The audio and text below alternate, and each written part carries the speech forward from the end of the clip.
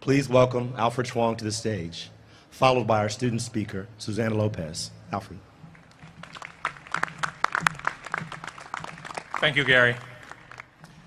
So, Chancellor May, Provost Krogan, distinguished deans, faculty, alums, parents, family, and the class of 2022.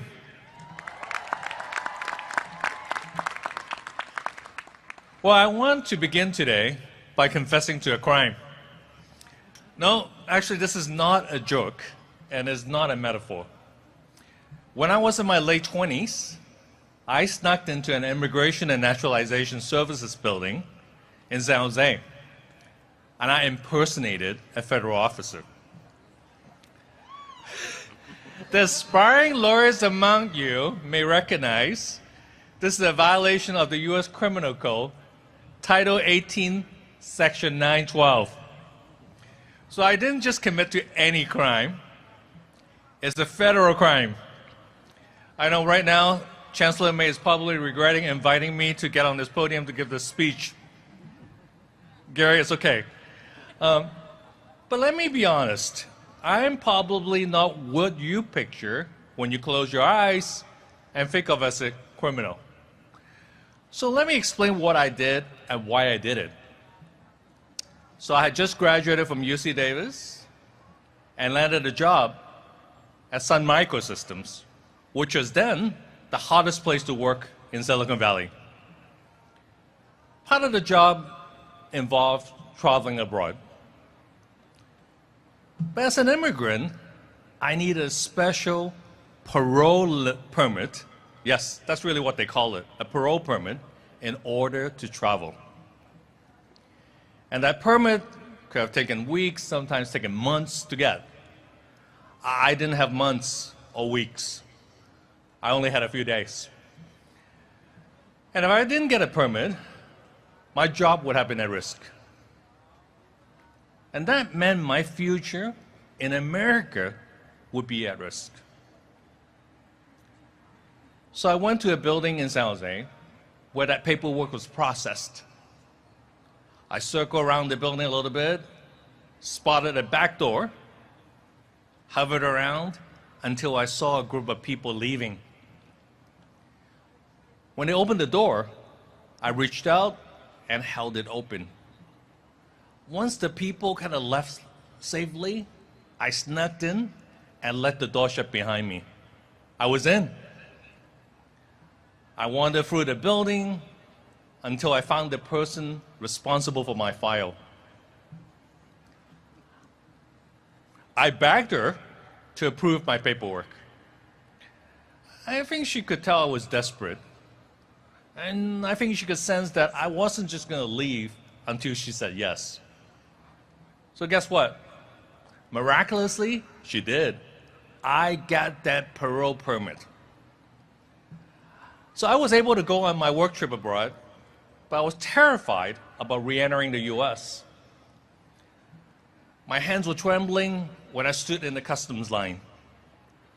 I was sure they're going to go figure out the scheme and lock me up, or even worse, just send me straight back to Hong Kong.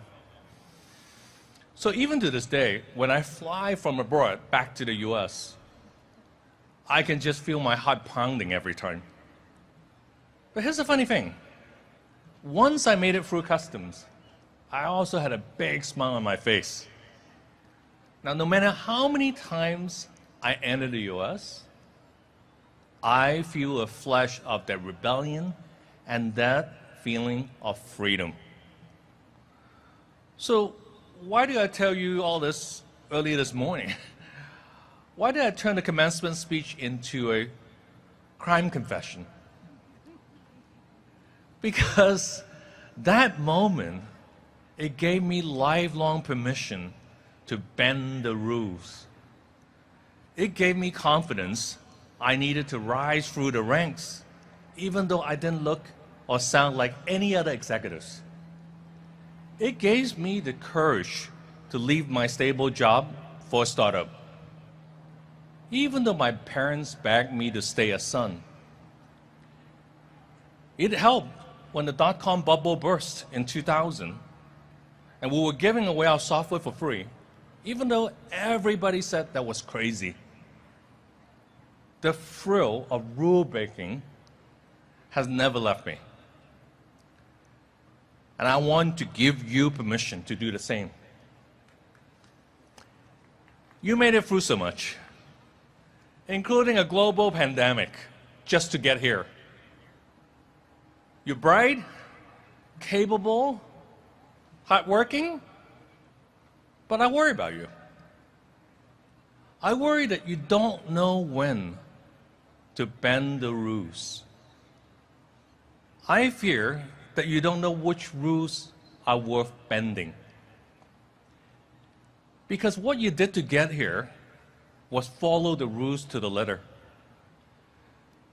You learn how to ace every test, to answer every question. I get it. I was exactly the same way. And remember, I have Asian parents. Overachieving is in my own DNA. And I'm a computer scientist. So rules are woven into the code that we write. But every success in my life flows from a different instinct. The achievements have come from pushing limits and breaking rules. It turns out most great things in the world came from that very same spirit. Great companies, great art, great music, great people. They rarely color inside the lines. They don't do what always been done. And often, they have to sneak in through that back door. You must become comfortable with bending and sometimes even breaking a few rules. You must be okay with failing the test sometimes. And you must learn to cut against convention. And if that feels uncomfortable, then take some heart from me and my story. Because if I'm an immigrant engineer from Hong Kong can break the rules, then so can you. And who knows? They might just invite you back to UC Davis and share your wisdom on stage one day.